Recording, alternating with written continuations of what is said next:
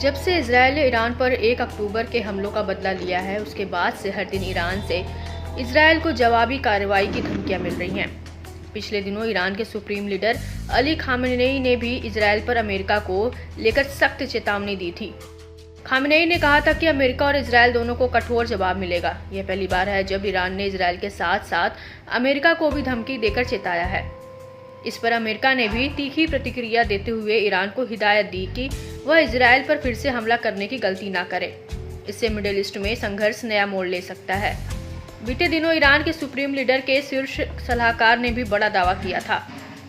कमाल खर्राजी ने कहा था कि यदि ईरान को अस्तित्व का खतरा होता है तो वह अपनी परमाणु नीति की समीक्षा कर सकता है।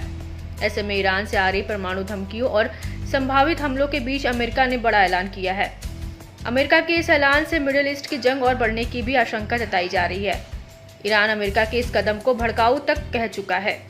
वहीं अमेरिका ने इजरायल की रक्षा के मकसद से ये कदम उठाने का फैसला लिया है। दरअसल अमेरिका ने अपने परमाणु बम वर्षक B-52 को मिडिल ईस्ट में तैनात करने का ऐलान किया है। इस इजरायल की रक्षा के लिए अमेरिकी तैयारियों के तौर पर देखा जा रहा है। B-52 बॉम्बर लंबी दूरी तक पेट्रोलिंग के साथ ही परमाणु बम से भी हमला कर सकता है। ऐसे में अमेरिका ने जता दिया कि वह इजरायल के साथ पूरी तरह से खड़ा है।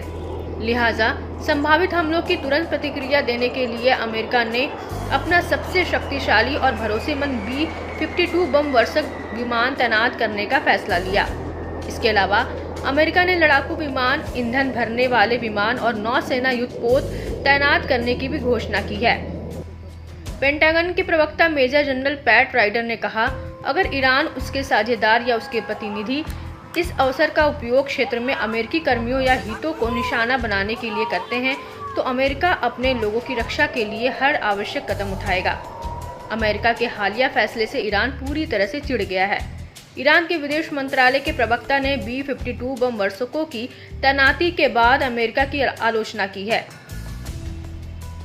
इस्माइल बाघेई ने कहा कि ईरान का हमेशा से मानना रहा है कि मिडिल ईस्ट में अमेरिका की उपस्थिति एक अस्थिर उपस्थिति है। واکنش ما در برابر تجاوز هر تجاوزی قطعی و قاطع خواهد اون چه که ما اعلام کردیم و از طی یک سال بارها هم تکرار کردیم این هست که مسئله اصلی نسل‌کشی در فلسطین اشغالی در غزه و ادامه تجاوزات در لبنان هست. مادامی که این وضعیت وجود داره منطقه در معرض تشدید ناامنی و گسترش جنگ است. مادامی که با حضور نیروهای بیگانه به ویژه آمریکا مواجه است با مشکل و با تنش مواجه خواهد ماند.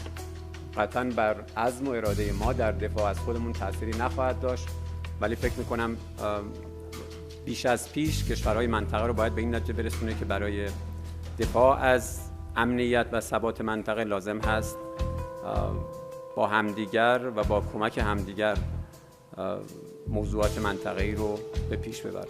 बता दें कि ईरान ने इजरायली हमलों का करारा जवाब देने की कसम खाई है। ईरान के शीर्ष नेता इजरायल को उसी की भाषा में जवाब देने को उतारू हैं। हाल में ईरान के राष्ट्रपति मसूद पेजेश्कियन ने कहा कि ईरान के पास मिसाइलें हैं, इसलिए इजरायल हम पर हमला करने की हिम्मत नहीं करेगा।